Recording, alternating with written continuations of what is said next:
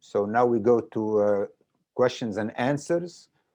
So I have a question from Lucille Maybon. The question is, hello, I would like to know what kind of tools would allow to act on this situation at the different levels, institutions, civil society, justice, international justice. What are the role, or what is the role of NGOs in the situation? And related to that also, my question is, how can the judiciary system fix itself? The problem is there are a lot of Tunisians who are under the impression there is a lot of corruption within the judicial system, and that's what the president is using to justify his shutting down or closing down the judicial council. But how can we put pressure to reform the judicial system while it is independent of any other executive or legislative branch? So those are the two questions. Maybe we start with Mr. Saeed. Sure, thanks, Radwan. So just answer the question about how the judiciary can reform itself, and answers the accusations of corruption. I think there was also another question in questions and answers about delays in certain investigations. For the judiciary must be independent, but it must also be accountable. You ensure accountability through a disciplinary system. Judges are subject to a disciplinary system. If the judge is responsible for misconduct, and misconduct is clearly defined by the law, the Higher Judicial Council is working on a code of ethics, hasn't been adopted yet, but just based on the law, if the judge is responsible for judicial misconduct, that judge can be removed from the office in cases of serious misconduct, or can be subject to other disciplinary sanctions, including suspension. So the procedure, it exists. There are two elements that are important to highlight here. When it comes to any citizens, including the attendees that are asking questions about certain delays in certain cases, etc., they can bring a complaint before the Judicial Inspection Service. The Judicial Inspection Service is under the authority of the Ministry of Justice, is under the authority of the executive branch. If you have any concerns, complaints about judicial misconduct, you bring it to the Judicial Inspection Service. The Inspection Service investigates, and if the allegations are founded and there is enough grounds for misconduct, then you bring it to the Higher Judicial Council. So when you complain about the Higher Judicial Council not doing enough, we have to understand that the Higher Judicial Council is not the body in charge of the investigation. It's the Ministry of Justice so far, and the Judicial Inspection Service, who are in charge of conducting such investigations and assessing whether there are reasonable grounds to initiate disciplinary proceedings. That's one element. And I think it's important, while we are thinking about the accountability of the judicial system, to highlight and to insist that the Higher Judicial Council don't have all the authorities or all the powers, and it's not in charge of the Judicial Inspection Service, for example. You reform the judiciary as well through the laws that govern the judiciary. The Constitution provides for a law on the reform of the military justice system to limit the jurisdiction of military courts to strictly military offenses. Had that law been applied that were there since 2014, for example, Mr. Kilani is subject to military prosecution just because he expressed his opinion. So that law was not adopted. That's the responsibility of the parliament. That's the responsibility of the government. There is a law on statute for judges that was also provided for by the Constitution.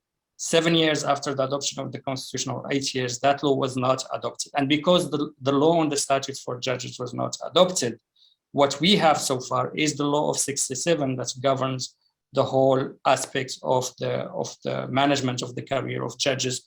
And that would effectively give the president, if he is to enforce his plan of dissolving the Higher Judicial Council and appointing a new Judicial Council or a new body that's under his control, to dismiss judges, like to remove them from the office. There is no such a thing as security of tenure for Tunisian judges. They are considered as civil servants, and they can be terminated by the executive if you don't have that guarantee through the higher judicial council. And the third element about the delays, and I think it's important, I think it's a legitimate question that was asked about delays in specific case of Shukri Balaid and Brahimi and others. And here again, it is important just in relation to the higher judicial council, because that's the topic of our discussion today, to clearly tell everyone that it is not the responsibility of the higher judicial council to conduct criminal investigations. That's not what the higher judicial council is for. And if the president is really concerned about delays in judicial proceedings, the president has the financial means to increase the number of judges, to increase the number of prosecutors, to increase the number of security or law enforcement officers who can conduct such investigations and who can ensure that there is no prolonged judicial proceeding as they are, and also to in terms of the reform of the Code of Criminal Procedure and making criminal proceedings less complicated and less prolonged.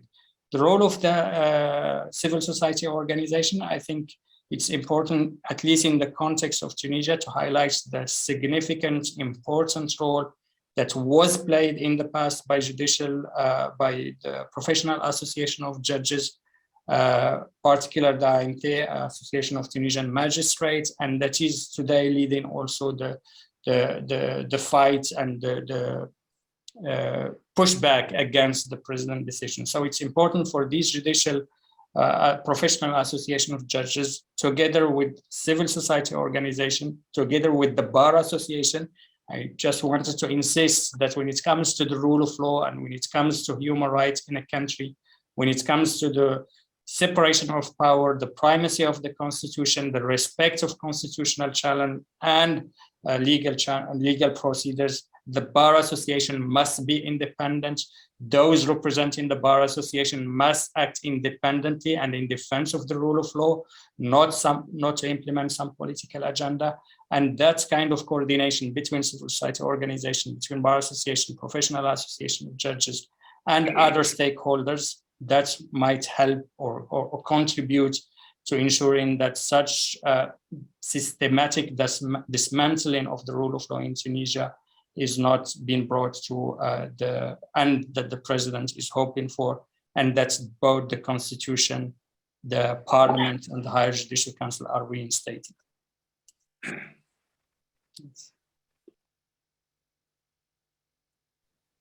سي عبد الرزاق، عندك إجابات على الأسئلة؟ أنا نحب نعلق على سي بن عربية، نحب نحييه هو والمدام مونيكا.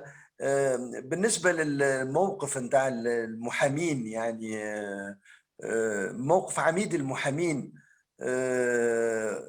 في الحقيقة الأمر والواقع هو لا يمثل كل المحامين، لأن المحامين لم يفوضوا عميدهم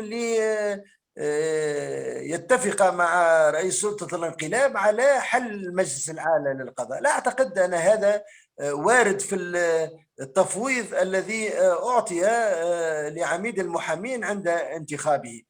وعلى الأقل يعني من ناحية الديمقراطية، وأنا قلتها اليوم في أحد الإذاعات الوطنية، قلت أن عميد المحامين كان من المفروض أن ينادي المحامين في جلسة عامة استثنائية ويطرح الموضوع ويعني يناقش الموضوع، لأن المسألة بغاية من الأهمية.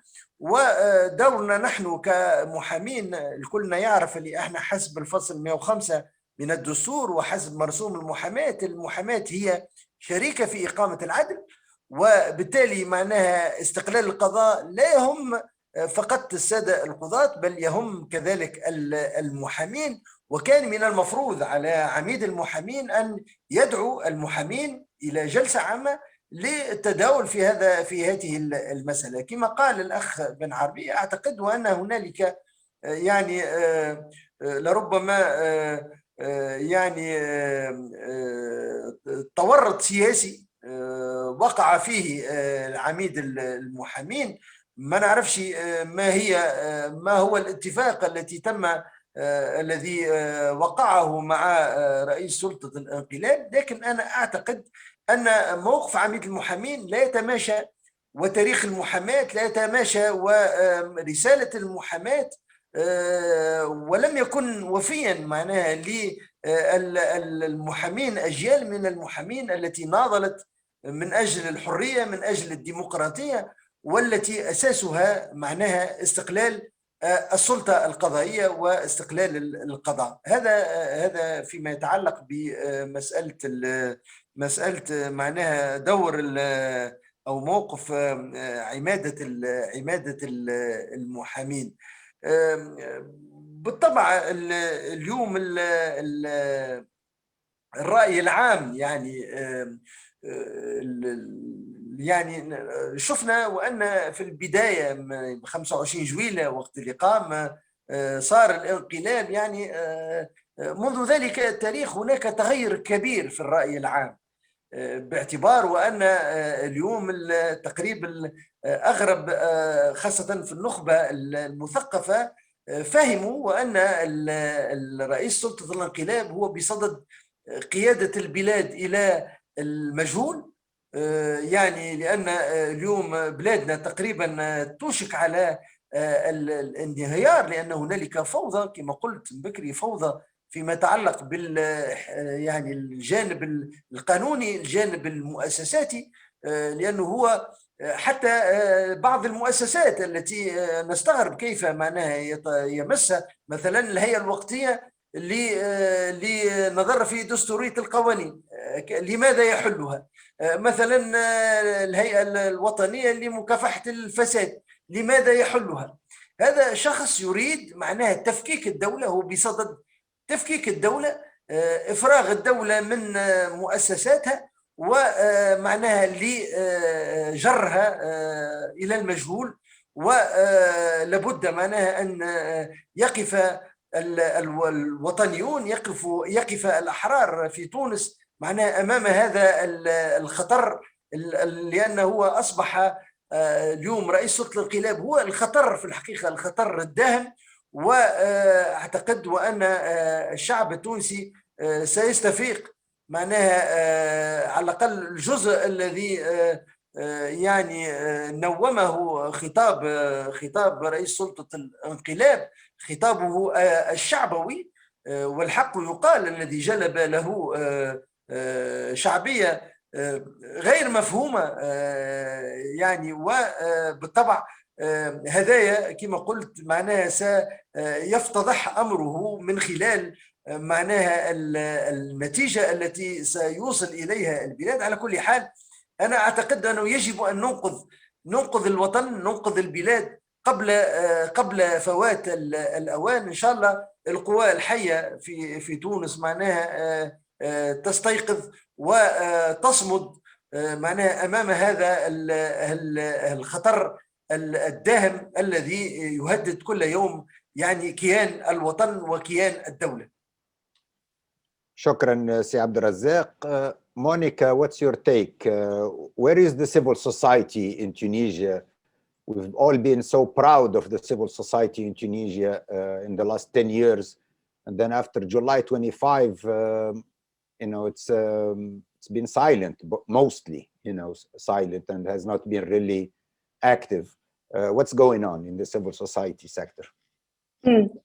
So in that piece I referred to last week in Dawn, I said that Tunisian civil society is split between the second camp, the both ands, we're both against Kayas's coup and we're against the 10 years that came before in Ennahda, and we don't want to work with Ennahda, and the third camp, waiting for the presidential ping.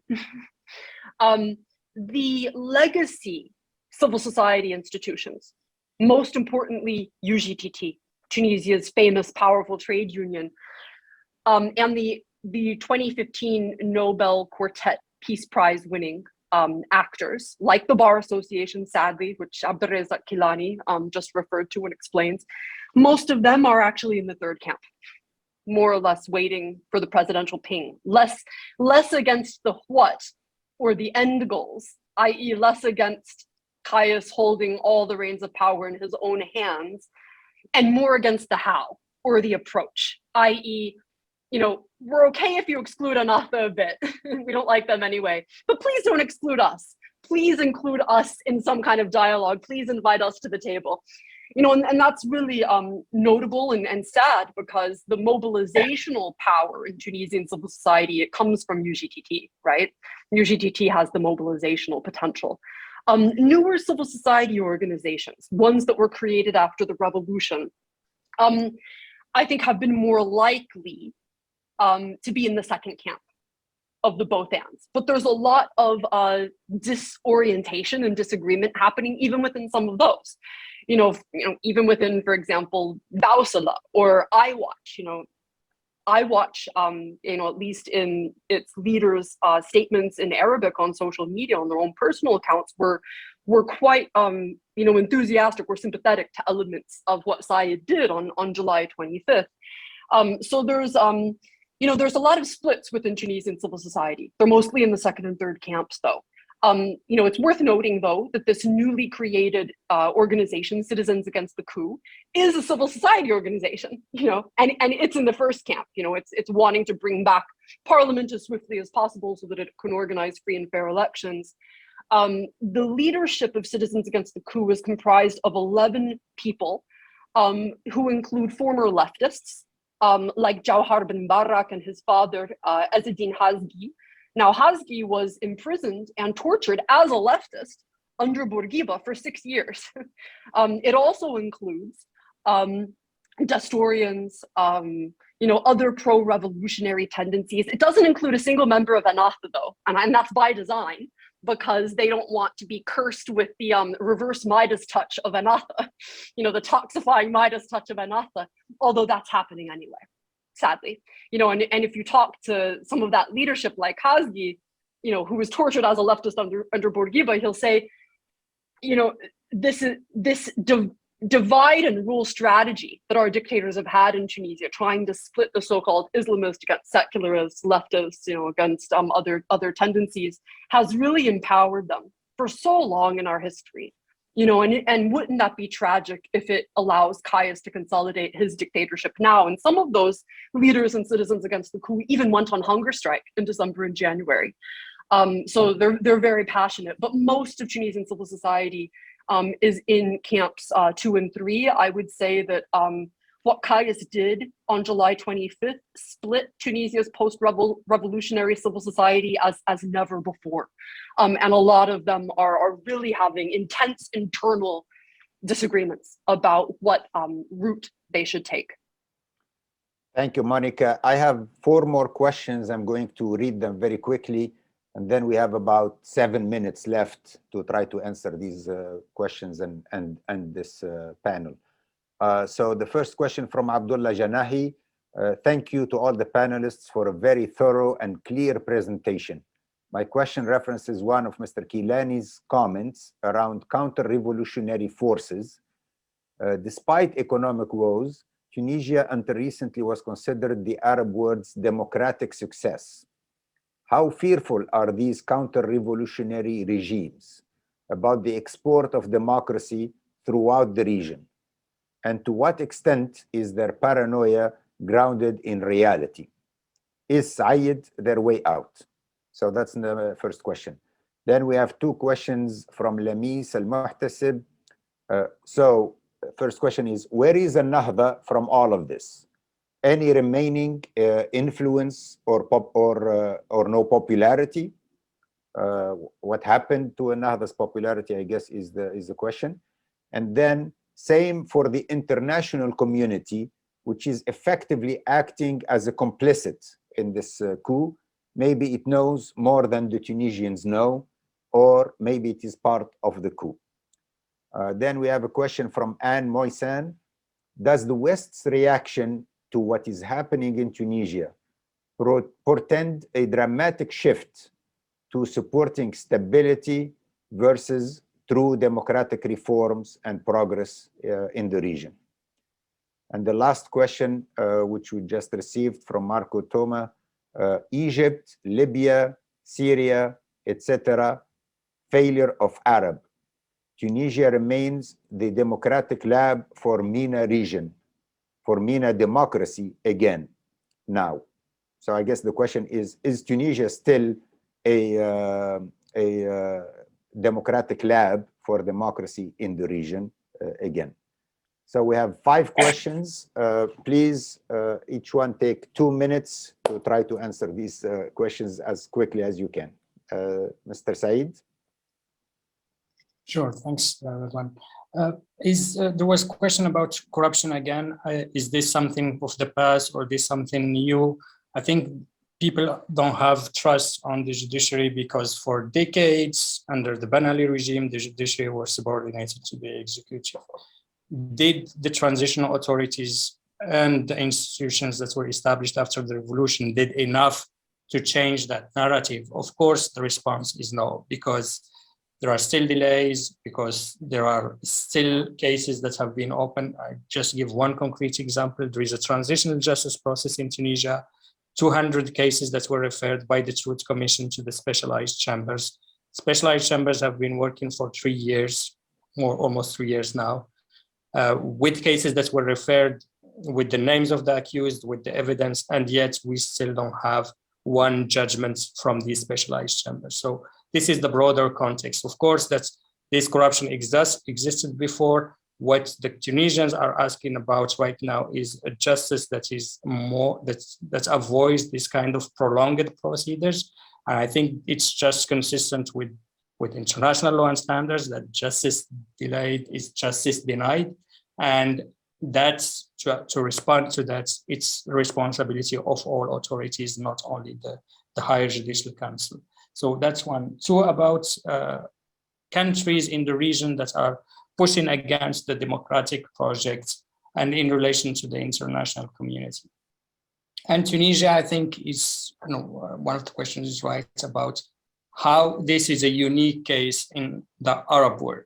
I heard a lot of criticism of the Tunisian constitution of 2014, but of all the constitutions that we had in the Arab world, all over the years, like for decades and decades, this is the constitution that was adopted following an open democratic process, a constituent assembly that was elected democratically, a transparent process, an inclusive process that lasted for 3 years, and that resulted in a constitution that maybe is not perfect, but it's the result of a comprehensive, inclusive, transparent, legitimate process, not some kind of consultations over social media platforms or what is being proposed right now. And it's important to insist on that for the international community, for them to engage with this process and to choose stability over the rule of law, to choose what they call stability over the rule of law and over human rights. Tunisia is a democracy. If the president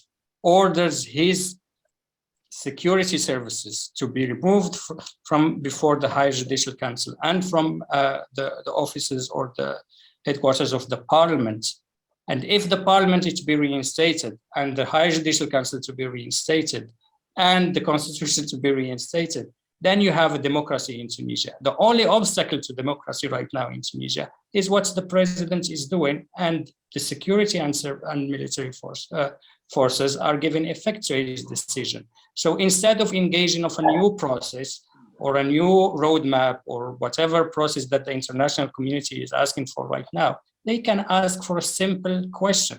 One, for the constitution, the parliament, the higher judicial council to be reinstated, and for the democratic process to resume, and for the Tunisian authorities to continue the building of their democracy. Because as I mentioned, there are a lot of laws, a lot of institutions that were provided for by the constitution that were not established. Had we had the constitutional court, maybe the outcome would have been different right now. Not sure at 100% because the president believes that he has the power to suspend the constitution by decree, so he could easily have had suspended the constitutional court as well. But still, that's the process, and all the foundations are there, and it's important for the international community to talk with a unified voice in terms of reinstating constitution, parliament, and the higher judicial council. Thank you very much, Mr. سعيد. سي عبد الرزاق تفضل، عندك الكلمة. الكلمة يعني تونس بالنسبة للمنطقة تشكل مشكل، يعني مشكل بالنسبة للجيران أولا، جيران العرب لأن الجيران العرب هم متقلقين من التجربة الرائدة، التجربة الديمقراطية في تونس، وفي نفس الوقت كذلك مشكلة حتى بالنسبة لبقية الجيران، يعني لأن تونس تحتل يعني مكانة استراتيجية في البحر الأبيض المتوسط. واعتقد وان الاستقرار نتاع تونس والامن نتاع تونس يهم الجيران كذلك في الضفه الاخرى من البحر الابيض المتوسط. على هذا الاساس نقول انا لابد باش يقع مساعدتنا في اتجاه وان هنالك حركات يعني مضاده للثوره، حركات مضاده للثوره اللي هي قاعده تغذي فيها هذه الانظمه الخليجيه، الانظمه العربيه، وهذه الحركات اللي هي معناها ما تمثلش قوه شعبيه في الحقيقه، لكن تمثل قوه معناها من ناحيه الماديات ومن ناحيه الحضور الاعلامي الى اخره. يعني هناك معناها يعني حركه قويه في هذا الاتجاه، وبالطبع في المعركه هذه تحتل مساله الاسلام السياسي، مساله ما يسمى بالاخوانجيه، هي يعني هي دائما المشكل الذي معناها يعيق في حقيقة الأمر معناها أي تقدم بالنسبة لتونس، الإخوانجية والاتجاه الإسلامي، وما أدراك ما الإخوانجية والاتجاه الإسلامي. لكن الاتجاه الإسلامي اليوم في تونس الممثل من طرف النهضة بكل موضوعية يعني برهنت وأنها حزب ديمقراطي، وتجربتها يعني من خلال مشاركتها في الحكم توا 10 سنوات، يعني لم نسمع أن النهضة في يوم من الأيام يعني نازعت في الدستور أو نازعت في القوانين أو نازعت في اللعبة الديمقراطية، بل بالعكس هي احترمت اللعبة الديمقراطية. وعلى هذا الأساس يعني يجب الطبقة المثقفة، الطبقة الواعية في تونس يعني يجب أن تعتبر هذا الجانب من الشعب التونسي الممثل من طرف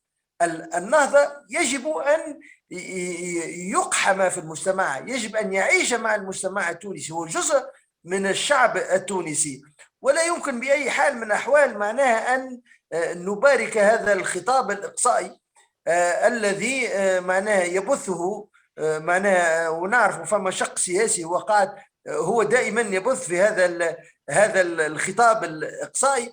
تونس لا يمكن أن تعيش بالإقصاء، تونس توانسة يعني بالإمكان أن يتعايشوا مع بعضهم، أن يبنوا ديمقراطيتهم يعني في إطار التحابب، في إطار الأخوة، في إطار خاصة احترام القانون واحترام المؤسسات واحترام الدستور. هذا الدستور كما قلت الذي يعني يضمن حرية الضمير، حرية المعتقد، والذي يجب أن يكون هو الفاصل ما بين الجميع، هو العقد الاجتماعي الذي يجب أن يحسم أي صراع معناها بين مختلف الأطراف السياسية.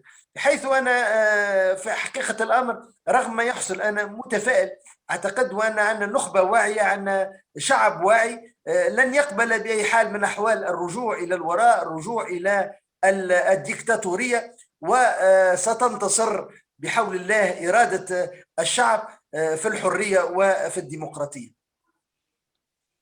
شكرا جزيلا سي عبد الرزاق، وشكرا خاصة على هذه النبرة التفاؤلية. نحن جميعا في حاجة إلى التفاؤل، وإن شاء الله يعني المستقبل يكون يعني أفضل ويكون أحسن من الحاضر. Monica, your last words and maybe few comments about these questions. Sure. To answer Lamas's question, so where is Anatha in all of this? 3 exclamation points.